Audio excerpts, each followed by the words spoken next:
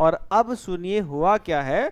जो डेनमार्क है कि NATO and if tax over Greenland, Danish PM का स्टेटमेंट आया है कि अगर नाटो खत्म हो जाएगा, अगर अमेरिका ने ग्रीनलैंड के ऊपर में कोई डिसीजन लिया तो। डेनमार्क प्राइम मिनिस्टर मेटे फ्रेड रिकेशन कहे हैं कि एवरीथिंग विल स्टॉप, सब कुछ खत्म हो जाएगा if United state attack another NATO country, अगर दूसरे नाटो कंट्री पर अमेरिका ने अटैक किया तो। आपको मैं बता दूं कि टोटल 32 देश नाटो के अंदर में है, जिसमें से एक अकेला अमेरिका उन सभी 31 देशों पर भारी है। और अगर अमेरिका चाहे तो वो जो कर सकता है, और नाटो के जो 31 देश हैं उसका विरोध नहीं कर सकते हैं, ऐसा नाटो के नियम में ही लिखा हुआ है। और मैं आपको एक जैन अमेरिका और ग्रीनलैंड की खबरें बहुत सुर्खियां में हैं, आपने भी पढ़ा होगा, आपने भी सुना होगा कि अमेरिका जो है वो ग्रीनलैंड पे कब्जा करना चाहता है। और इवन अमेरिका ने बोल भी दिया कि मैं ग्रीनलैंड पर कब्जा कर लूंगा। और ग्रीनलैंड की तरफ से क्या जवाब आया है, डेनमार्क की तरफ से क्या जवाब आया है, आइए इस वीडियो में हम चर्चा करेंगे कि ग्रीनलैंड को एक्चुअली में अमेरिका को जरूरत है भी या नहीं, कि सिर्फ रशिया और चाइना को दबाने के चक्कर में वो ग्रीनलैंड पर जबरदस्ती कब्जा करना चाहता है। नाटो इसमें क्या कर सकता है, नाटो कौन सा संगठन है, और नाटो का अगर विरोध होगा तो क्या अमेरिका ग्रीनलैंड पर जाएगा कि नहीं, इन सभी सवालों के जवाब आपको इस वीडियो में मिल जाएंगे। तो चलिए हम वीडियो की शुरुआत करते हैं।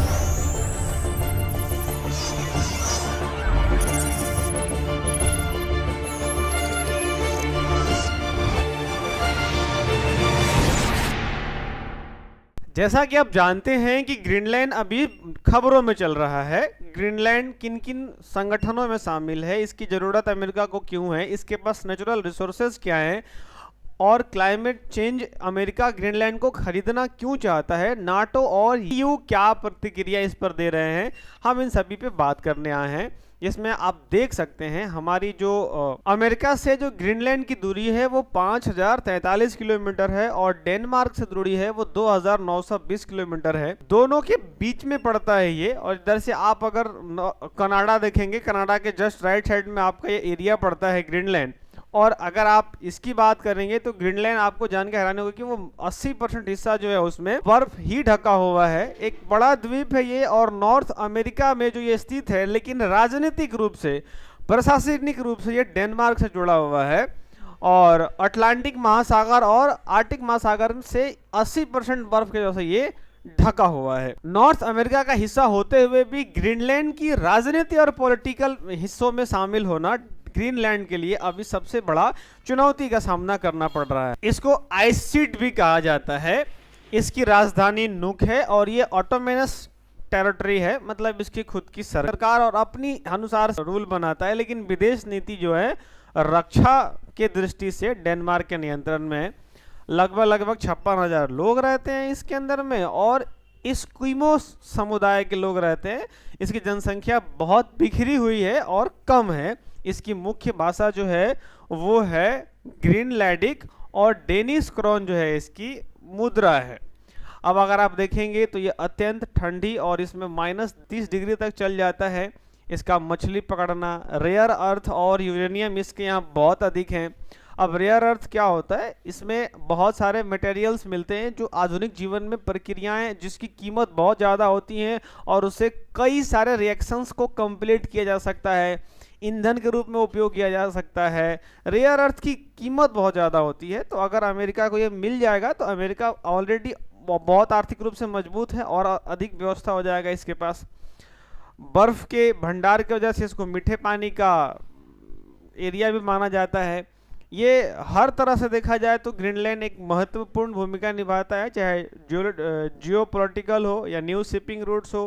क्योंकि चाइना और रशिया, ऐसा अमेरिका कहता है कि आएंगे तो मैं ग्रीनलैंड पर खड़ा होकर के और उसके ऊपर निगरानी रखूंगा, इसलिए वो थूल बेस का भी उपयोग करके वहां पर ग्रीनलैंड में वो बैठा दिया है अपना अमेरिका। उसका सैन्य अड्डा है वहां पर। सुरक्षा और रणनीति की दृष्टि से देखा जाए तो ग्रीनलैंड कह रहा है कि मुझे चाहिए, और ये ग्रीनलैंड की पहली प्रयास नहीं है, ये तीसरा चौथा बार हो रहा है। एक बार लास्ट टाइम 19 में हुआ था, और इस बार अभी हुआ है।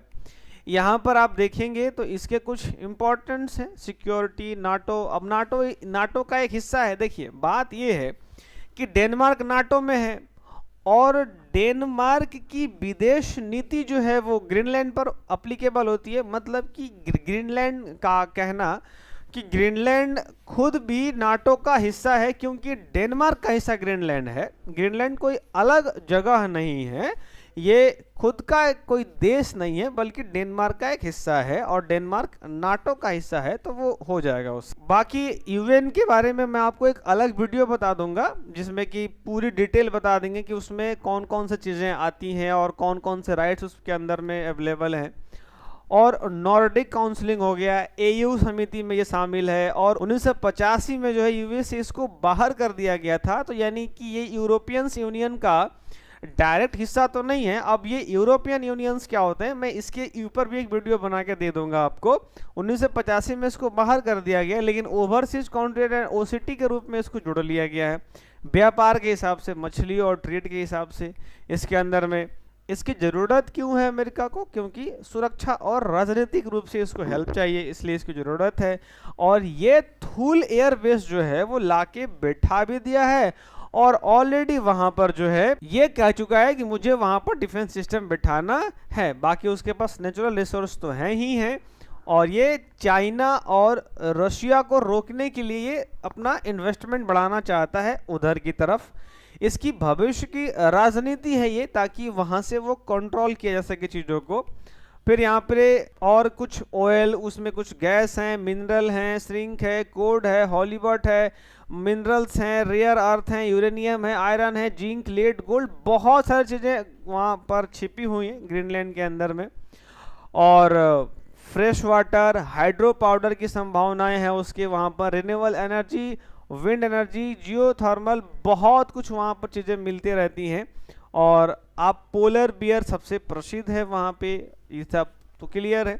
और भी कुछ बातें थी जो अमेरिका ने इसके बारे में कही है, जैसे कि 1867 में डेनमार्क से ग्रीनलैंड खरीदने की रुचि दिखाई थी अमेरिका ने। अमेरिका ने उस वक्त भी बोला था कि मैं खरीद लूंगा तुमको।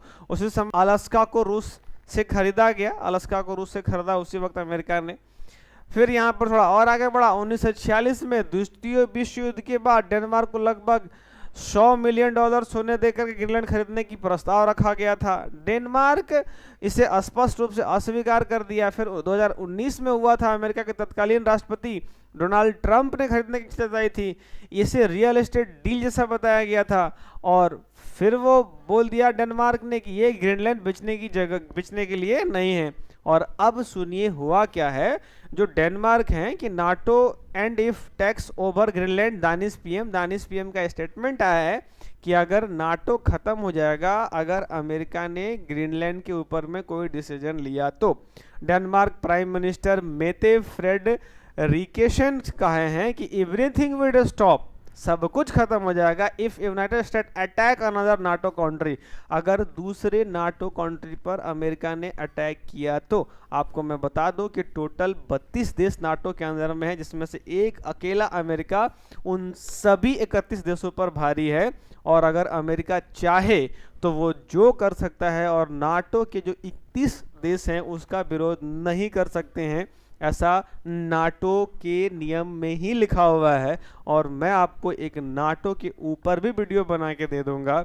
अगर अमेरिकी ग्रीनलैंड पर कब्जा करते हैं तो नाटो खत्म हो जाएगा, ऐसा उन्होंने डेनमार्क की प्रधानमंत्री का स्टेटमेंट रहा है।